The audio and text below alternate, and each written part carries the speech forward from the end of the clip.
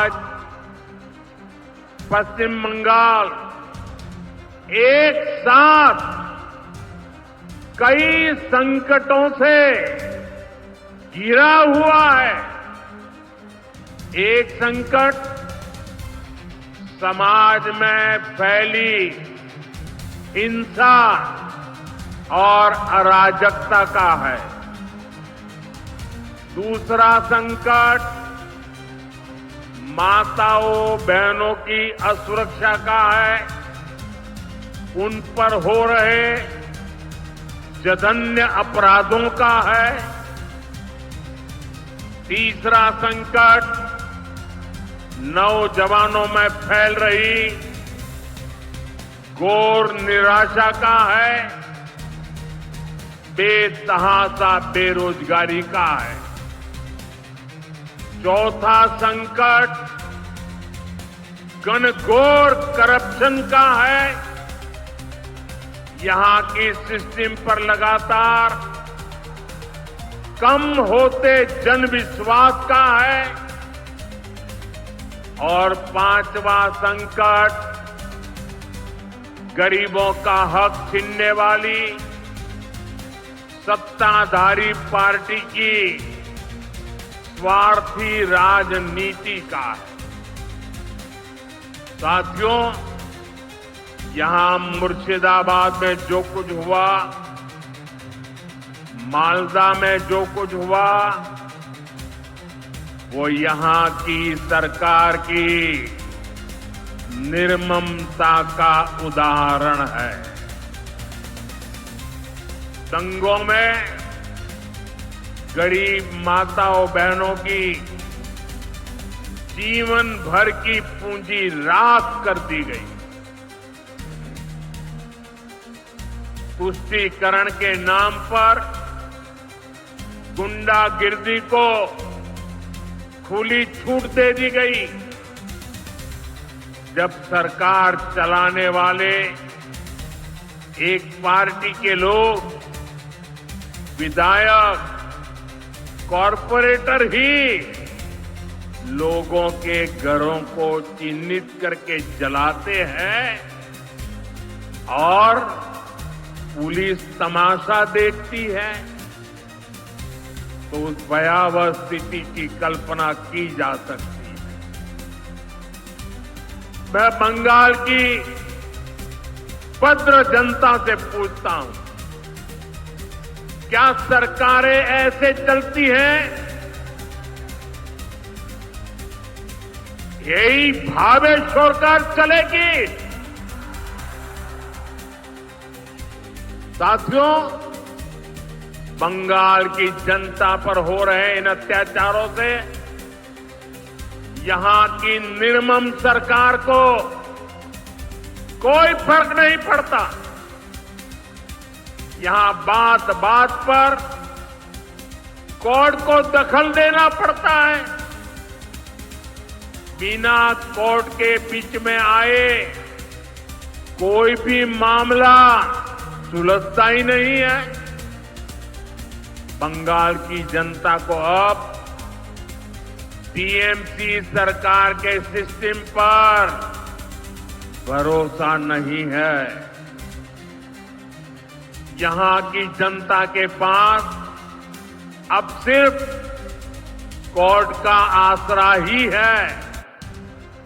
इसलिए पूरा बंगाल कह रहा है, बंगाल में मची चीख पुकार, नहीं चाहिए निर्मम सरकार। बांग्लार चित्कार लागबे ना, निर्मम सरकार।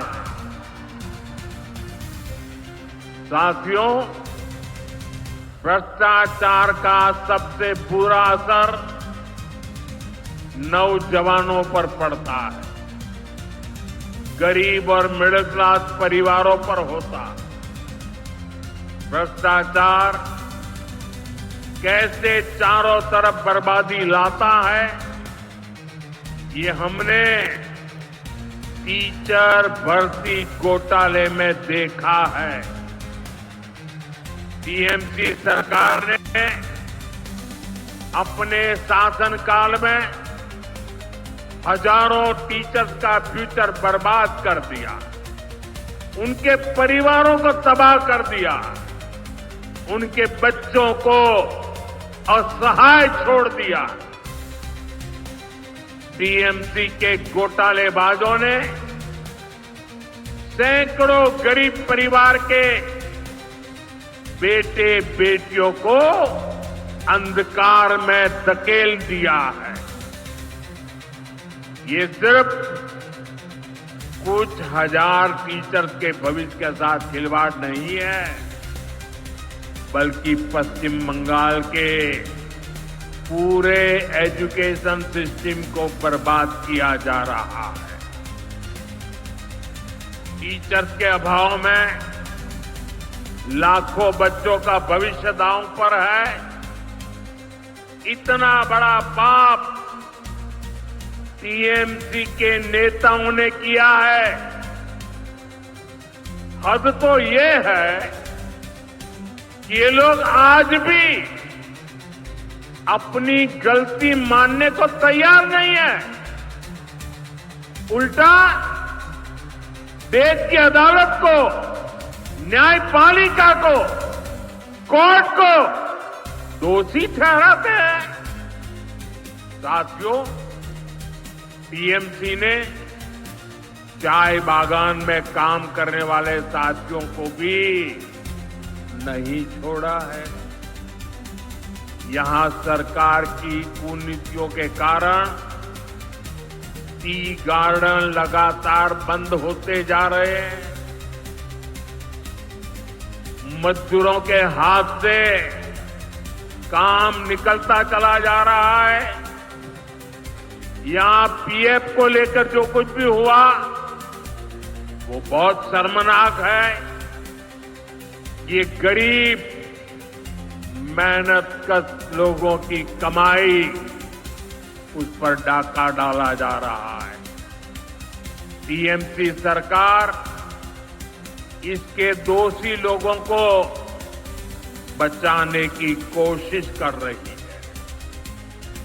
और मैं बंगाल के मेरे भाई बहन आपको विश्वास दिलाने आया हूं, भाजपा ये नहीं होने देगी।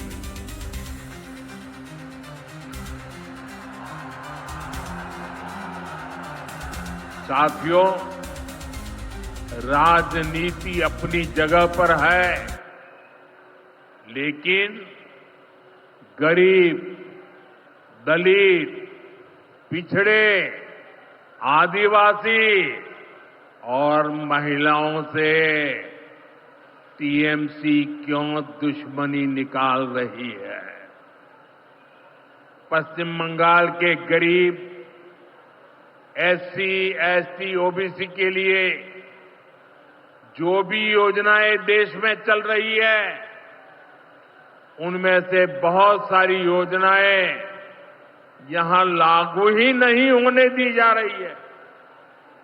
पूरे देश में करोड़ों लोगों को आयुष्मान योजना के तहत मुफ्त इलाज मिल चुका है, लेकिन मुझे दुख के साथ कहना पड़ रहा है, इसका फायदा पश्चिम बंगाल के मेरे भाई बहनों को नहीं मिल रहा।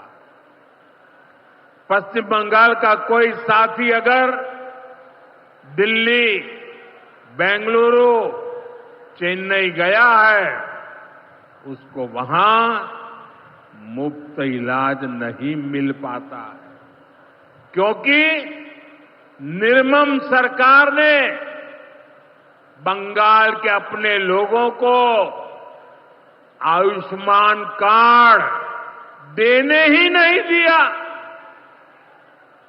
आज देश भर में 70 वर्ष से ऊपर के बुजुर्गों को 5 लाख रुपए तक मुफ्त इलाज की सुविधा मिल रही है। मैं तो चाहता हूं कि पश्चिम बंगाल में भी 70 वर्ष से ऊपर के सभी बुजुर्गों को मुफ्त इलाज की सुविधा मिले। लेकिन टीएमसी सरकार ये नहीं करने दे रही है।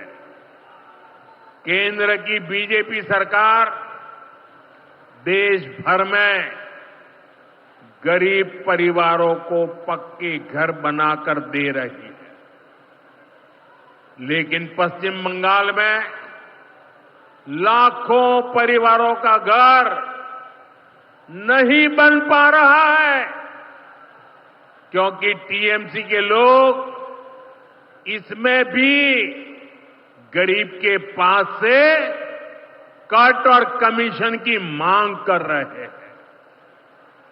आखिर टीएमसी सरकार आप लोगों को लेकर इतनी निर्मम क्यों है? साथियों, यहां की निर्मम सरकार के जितने उदाहरण दो वो कम है। पश्चिम बंगाल में बहुत बड़ी संख्या में हमारे विश्वकर्मा भाई बहन हैं। ये लोग हाथ के हुनर से अनेक प्रकार के काम करते हैं। इनके लिए पहली बार भाजपा सरकार विश्वकर्मा योजना लाई है। इसके तहत देश के लाखों लोगों को ट्रेनिंग मिली है, पैसा मिला है, नए टूल मिले हैं, आसान ऋण मिला है। लेकिन पश्चिम बंगाल में 8 लाख एप्लीकेशन अभी भी लटकी पड़ी है। निर्मम सरकार उस पर बैठ गई है, क्योंकि टीएमसी सरकार इस योजना को भी लागू नहीं कर रही है।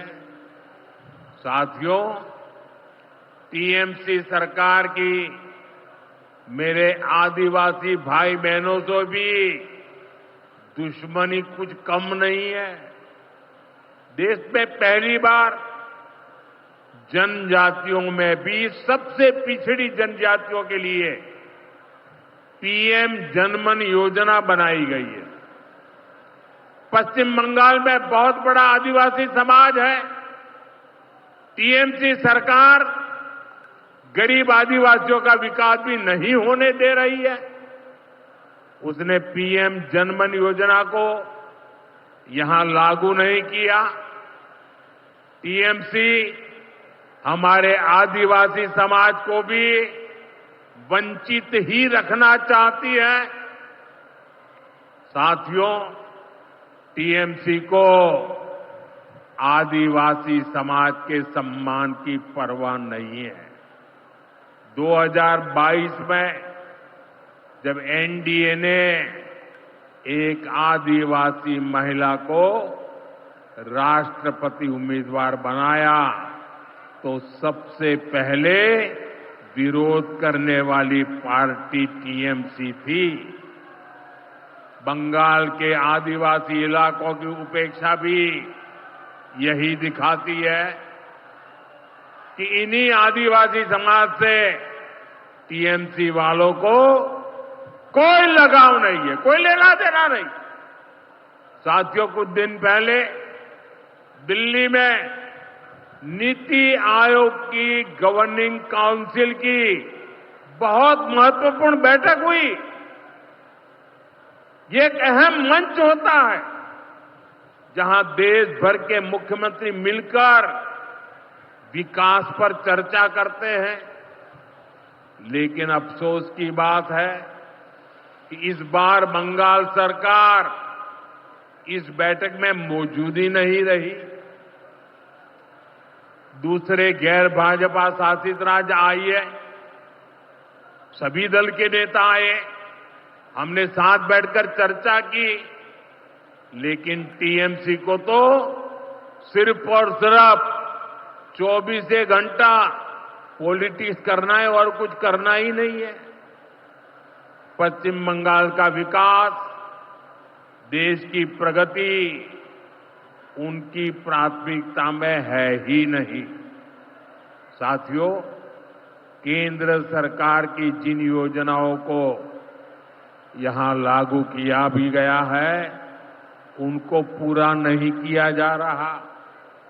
पीएम ग्राम सड़क योजना के तहत पश्चिम बंगाल के गांवों के लिए 4000 किलोमीटर की सड़कें स्वीकृत की गई। इनको पिछले साल तक पूरा हो जाना था। 4000 किलोमीटर तो छोड़िए, यहां 400 किलोमीटर सड़कें भी नहीं बन पाई है।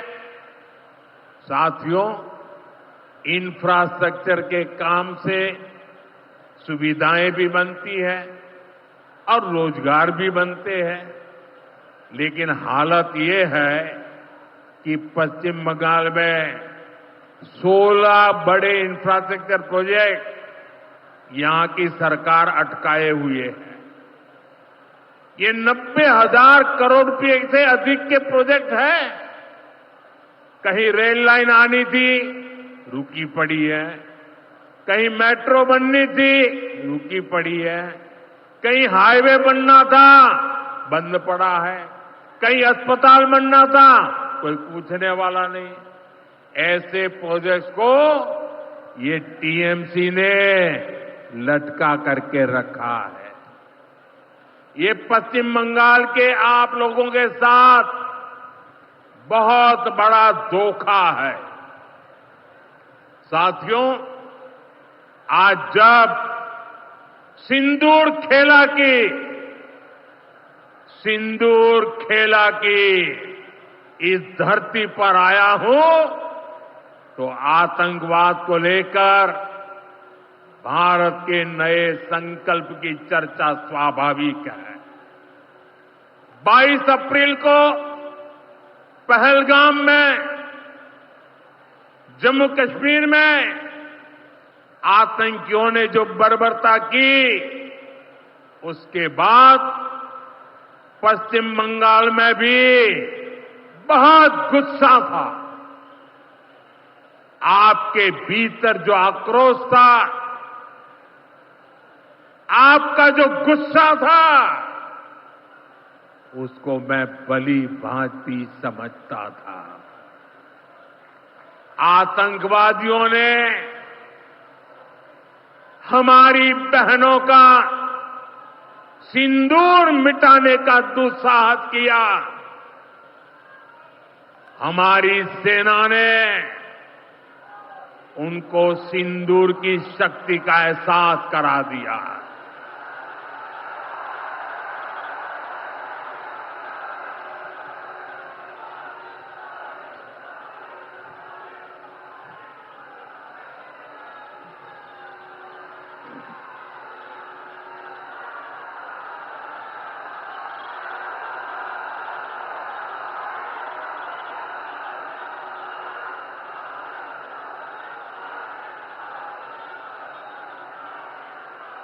हमने आतंक के उन ठिकानों को तबाह किया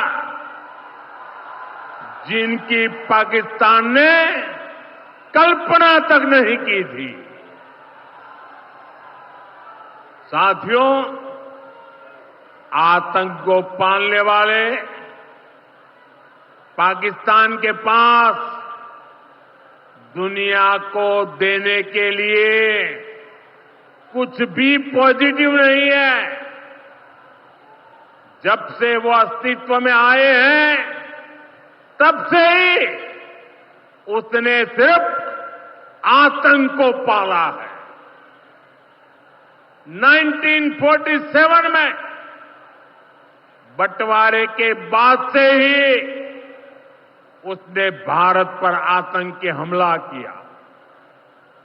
कुछ सालों के बाद उसने यहां पड़ोस में आज के बांग्लादेश में जो आतंक फैलाया, पाकिस्तान की सेनाओं ने जिस प्रकार बांग्लादेश में रेप किए, मर्डर किए, वो कोई भूल नहीं सकता।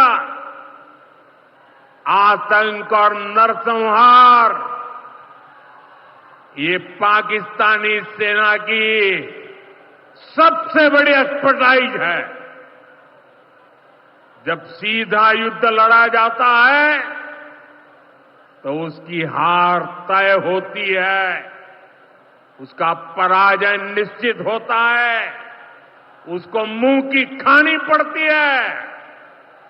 यही कारण है कि पाकिस्तान की सेना आतंकियों का सहारा लेती है। लेकिन पहलगाम हमले के बाद अब भारत ने दुनिया को बता दिया है, भारत अब आतंकी हमला हुआ, भारत पर आतंकी हमला हुआ तो दुश्मन को उसकी बड़ी कीमत चुकानी पड़ेगी।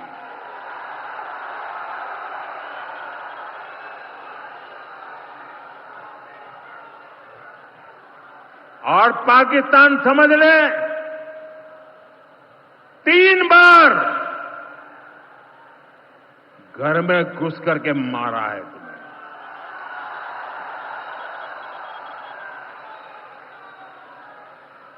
हम शक्ति को पूजने वाले लोग, हम महिषासुर मर्दिनी को पूजते हैं। बंगाल टाइगर की इस धरती से 140 करोड़ भारतीयों का ऐलान है। ऑपरेशन सिंदूर अभी खत्म नहीं हुआ है।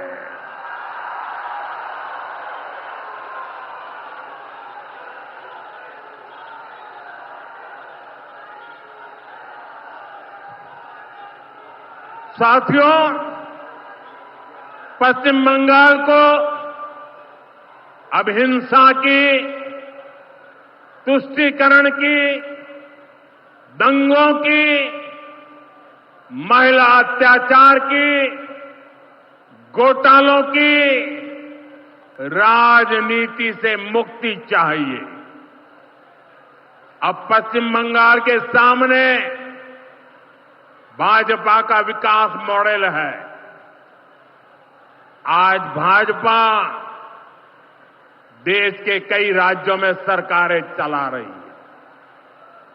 देश के लोग बार बार भाजपा को अवसर दे रहे हैं। पड़ोस में असम हो, त्रिपुरा हो या फिर ओडिशा, यहां भाजपा सरकारें तेजी से विकास कार्यों में जुटी है। मैं बंगाल के सभी भाजपा कार्यकर्ता साथियों से कहूंगा, हमें कमर कसकर तैयार रहना है। हमारे सामने एक बड़ी चुनौती है कि लोकतंत्र पर पश्चिम बंगाल की जनता के विश्वास को फिर से कैसे बहाल करें। हमें पश्चिम बंगाल के हर परिवार को सुरक्षा की, सुशासन की और समृद्धि की गारंटी देनी है। इसके लिए आने वाले दिनों में अपने प्रयासों को हमें और तेज करना होगा। साथियों, विकसित भारत बनाने के लिए पश्चिम बंगाल का तेज विकास बहुत जरूरी है। हमें पश्चिम बंगाल को उसका पुराना गौरव लौटाना है। ये हम सभी मिलकर करेंगे और करके रहेंगे। एक बार फिर आप सभी को इतनी बड़ी संख्या में यहां आने के लिए बहुत बहुत आभार व्यक्त करता हूं। मेरे साथ तिरंगा ऊंचा करके बोलिए, भारत माता की। भारत